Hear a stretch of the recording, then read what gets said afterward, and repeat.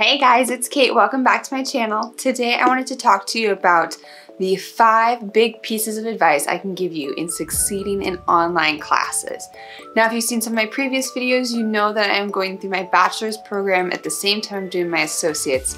And my entire bachelor's program is online. And I feel like sometimes people think that online classes can be really daunting. So I wanted to give you some tips and tricks that I use that I've stayed successful. I have a 4.0 in my bachelor's program, which is all online. And so I feel very confident in giving you these pieces of advice. So even though I do have a 4.0 in my bachelor's, I want to give you a little anecdote about the first time I ever had an online class. It was in high school. I did dual enrollment. If you can tell, I really like to do the dual enrollment thing. It saves money, saves time, super easy. So in high school, I was taking some classes at the local college, and I was taking one called Survey of American Pop Culture. Now, this was a self-paced online course. We had 5 tests. You could take them whenever you wanted, and we had like 2 papers due.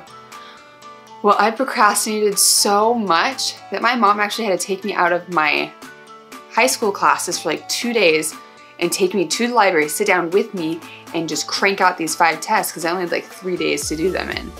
Not the smartest move in the world. So now I've learned from my mistakes, and I'm going to give you my biggest tips I have as to not become stressed and to still succeed. Tip number 1. You will get a syllabus in all of your classes. In most of them, they will give you due dates or like an outline of when things should be due. Some classes are going to be self-paced and some are going to have deadlines. If you have them that have deadlines, the minute you get your syllabus, go and grab your planner, just put them in on your monthly. And then as you go through and do weekly stuff and your daily things, you know, okay, this is coming up and I need to work on this today. Now, this also goes on the other end.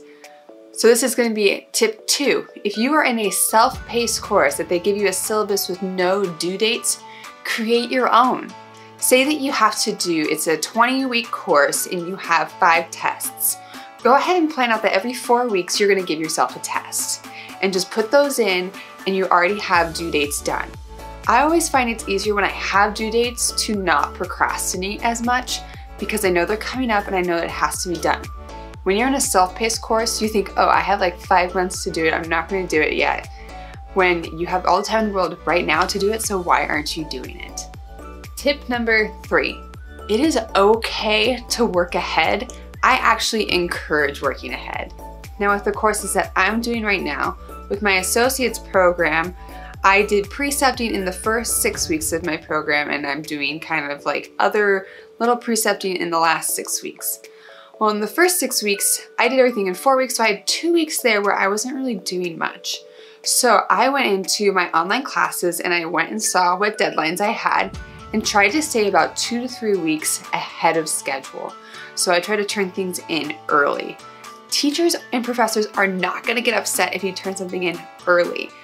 9 times out of 10, they won't even look at it until the due date.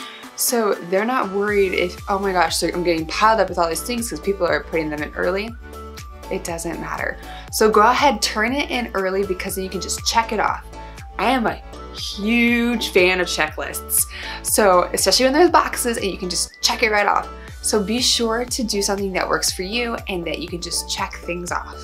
Also, by working ahead, it also will help you in the future when you feel like you are so stressed out and you don't have time. Oh my gosh, you're already ahead of schedule. You don't have to worry about it that week. So if you work ahead of time, you have more time to have kind of like that buffer zone per se. So that way you're not like, oh my gosh, I have to get this done. I have to get this done. Just get it done early and you'll be good. Tip number 4. Online classes can be kind of tricky because you just want to kind of like hang out on the couch and just like go through the PowerPoints or just like read the book, but it's not going to be very conducive to a learning environment. So my biggest tip is dedicate an area in your home specifically for school. I use my office and then I set up everything here that I need. And then when I know that I need to be doing my classwork, I shut the door, I turn on my music, and I just work. If I'm laying in bed doing homework, which I did a lot in high school, I also want a nap. If I'm doing it in the kitchen, all I want to do is eat. If I'm doing it in my husband's office, I just want to play video games. Like, it's not going to be good. So make sure that you have one spot in your home that is dedicated specifically for school, whether it be online work or in classwork. And that brings me to point number 5.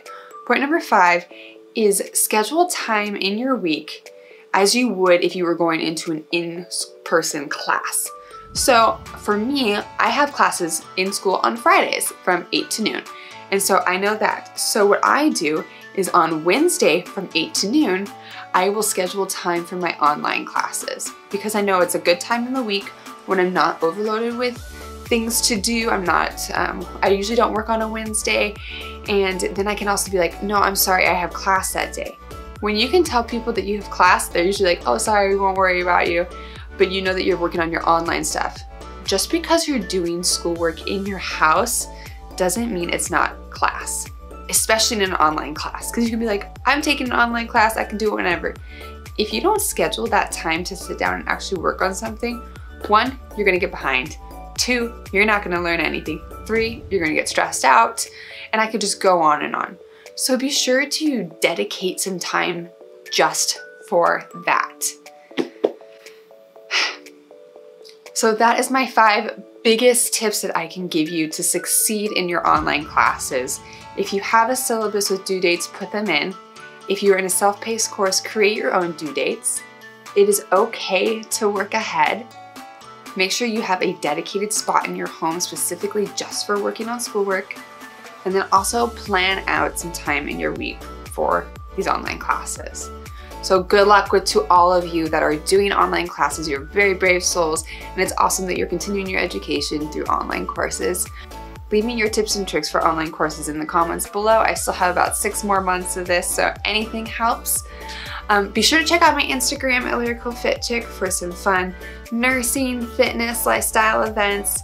And other than that, I will see you in the next video. Bye!